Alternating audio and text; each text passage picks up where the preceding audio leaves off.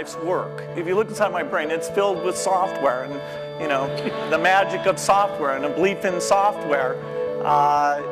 And, you know, that's not going to change.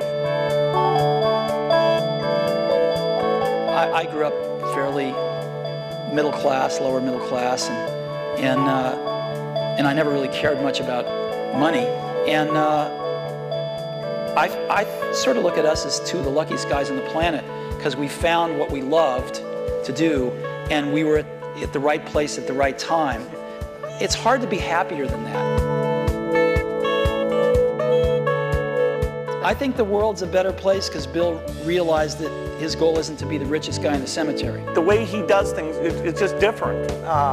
And, you know, I think it's magical.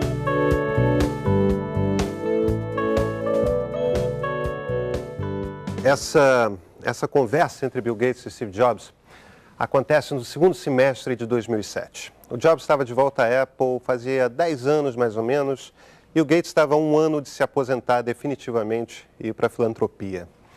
Os dois já eram empresários de notado sucesso, a Apple ainda não era maior que a Microsoft.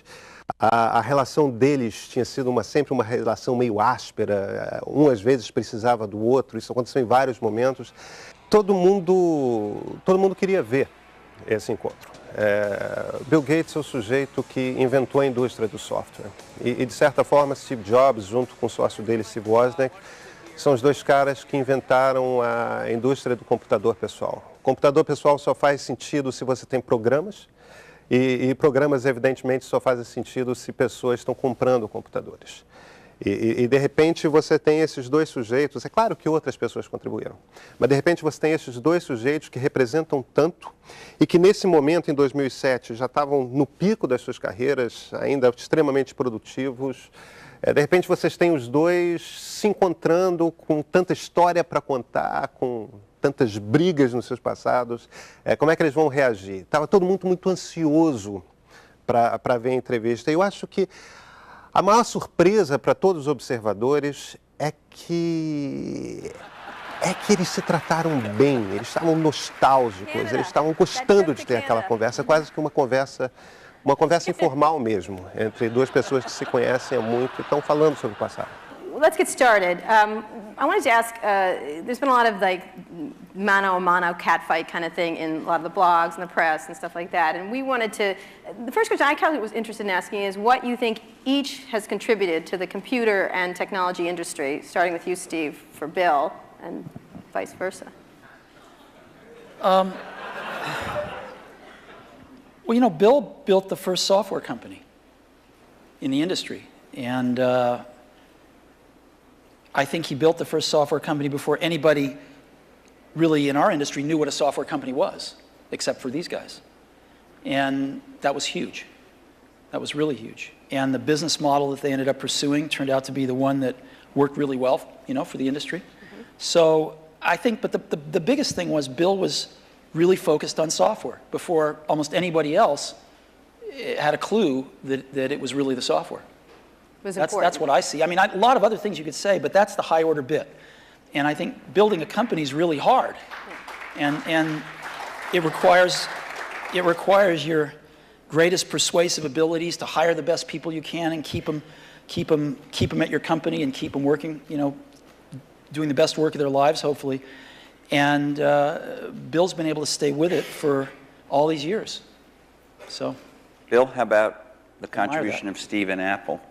Well, first I want to clarify, I'm not fake Steve Jobs. You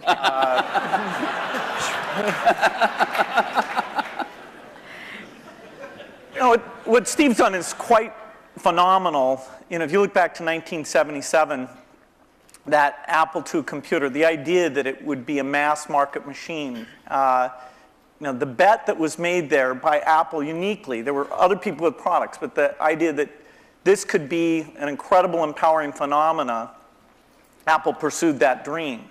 You know, then one of the most fun things we did was the Macintosh, and that was so risky. You know, people may not remember that Apple really bet the company. Lisa hadn't done that well, and you know, some people were saying, okay, that general approach wasn't good.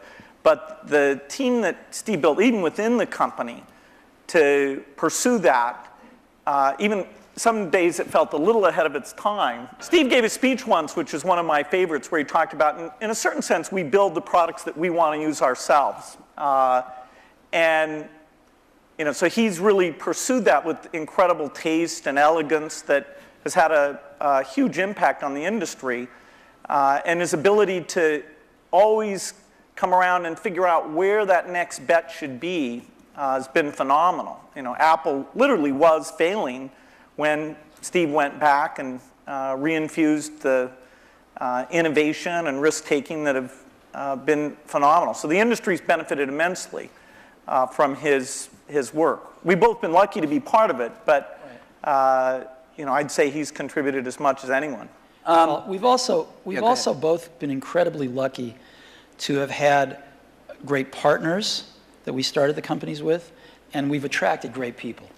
I mean, so everything that's been done at Microsoft and at Apple has been done by just remarkable people, none of which are sitting up here, today. I know that you started Microsoft prior to 1977. I think Apple started the year before in 76. Microsoft in 74 was when we started writing the 75. basic. And then, then we did shipped the basic in 75.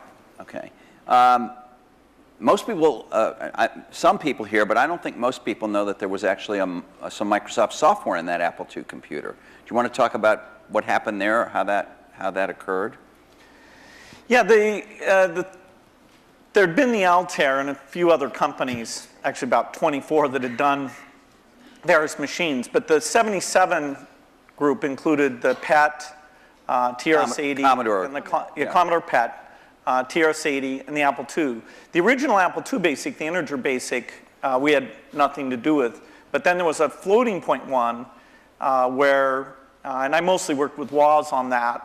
Let me tell this story. So Woz,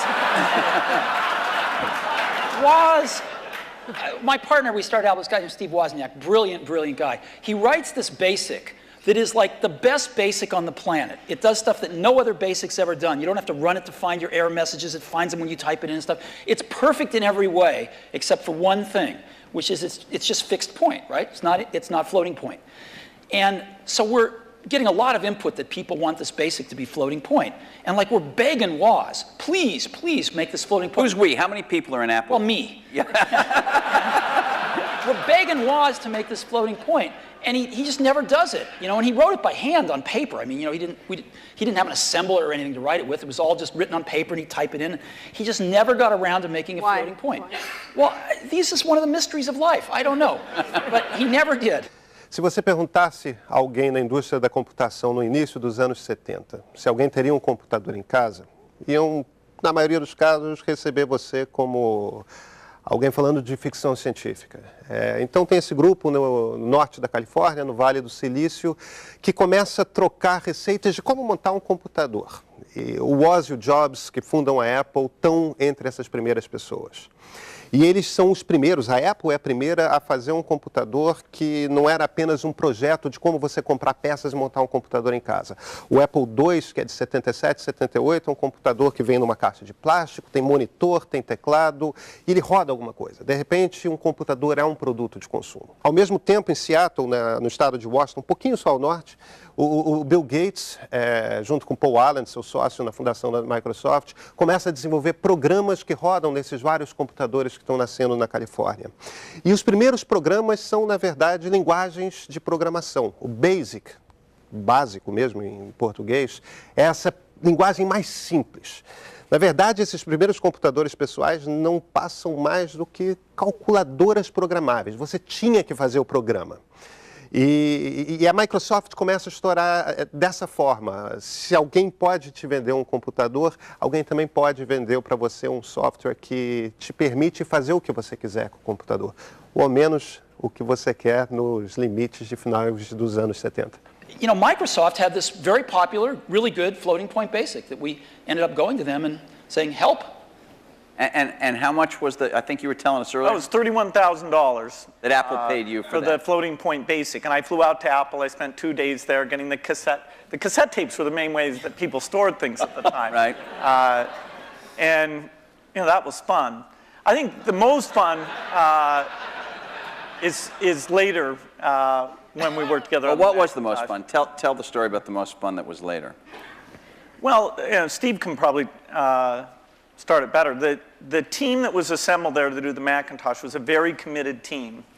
And there was an equivalent team on our side that just got totally focused on this activity. Jeff Harbers, a lot of incredible people. And we really had bet our future because on the Macintosh being successful, and then hopefully graphics interface in general being successful. But first and foremost, the thing that would popularize that being the Macintosh. And so we were working together, the schedules were uncertain, the quality was uncertain, the price. When Steve first came up, it was going to be a lot cheaper computer than it ended up being, but that was fine. So you worked in both places, in both? Well, we were in Seattle, and we fly down there. But Microsoft, if I remember correctly, from what I read, wasn't Microsoft one of the few companies that were allowed to even have a prototype of the Mac at the time? Well, what's interesting, what's hard to remember now is that Microsoft wasn't in the applications business then. They took a big bet on the Mac because this is how they got into the apps business. I mean, Lotus dominated the apps business on the PC back then. Right, we had done just Multiplan, which was a hit on the Apple II. And then Mitch did an incredible job betting on the IBM PC, and 123 came in and, you know, ruled that part of the business. So the question was, what was the next paradigm shift that would allow for an entry? WordPerfect, we had Word, but WordPerfect was by far the strongest in word processing, DBase, and database. Well, you said you had decided that it was destructive to have this competition with Microsoft. Now, obviously, Apple was in a lot of trouble, and I presume that there was some tactical or strategic reason for that, as well as just wanting to be a nice guy, right? I mean, you know, Apple was in very serious trouble, and what was really clear was that if the game was a zero-sum game where for Apple to win, Microsoft had to lose, then Apple was going to lose. But that's, a lot of people's heads were still in that place. Why was that from your perspective? Well, a lot of people's heads were in that place at Apple, and even in the customer base, because, you know, Apple had invented a lot of this stuff, and Microsoft was being successful, and Apple wasn't, and there was jealousy and this and that. There was just a lot of reasons for it that don't matter. But the net result of it was there were too many people at Apple and in the Apple ecosystem playing the game of, for Apple to win, Microsoft has to lose. And it was clear that you didn't have to play that game, because Apple wasn't going to beat Microsoft. Apple didn't have to beat Microsoft. Apple had to remember who Apple was, because it had forgotten who Apple was. And so to me, it was pretty essential to break that paradigm. And it was also important that, you know, Microsoft was the biggest software developer outside of Apple developing for the Mac. And so, you know, it was just crazy what was happening at that time. And Apple was very weak. And so I called Bill up and we tried to patch things up. Então, de repente, em 97, os interesses desses dois sujeitos que brigaram por tanto tempo confluem. Confluem por quê? Primeiro, Bill Gates precisa provar para o governo americano que ele não é um monopólio. Ou seja, que existe um concorrente no mercado. E existe. O Macintosh da Apple. Então, Bill Gates precisa que a Apple não quebre. Por outro lado, a Apple está quebrando. O CEO da Apple, o presidente da Apple, acaba de ser demitido, Jobs está no lugar dele e ele precisa dar algum tipo de sinal para o mercado de que a Apple consegue sobreviver. Como que a Apple consegue sobreviver? Se uma grande empresa, se o homem mais rico do mundo se compromete em escrever programas para a Apple e mais do que isso, investir. Então, o próprio Gates investe $100 mil na Apple. Em 97, eles fazem esse acordo, é um acordo que ninguém esperava, e esse acordo é anunciado, o investimento da Apple, o investimento da Microsoft, o compromisso da Microsoft em desenvolver programas para a Apple. De repente, os dois interesses confluem. É sobre isso que o Jobs está falando agora. And since that time, we've had a team that's fairly dedicated to doing the Mac applications, and they've always been treated kind of in a unique way so that they can have a pretty special relationship with Apple. And that's worked out very well. In fact, every couple years or so, there's been something new that we've been able to do on the Mac. And we have it's a great business for us. And it's actually, the relationship between the Mac development team at Microsoft and Apple is a great relationship. It's one of our best developer relationships.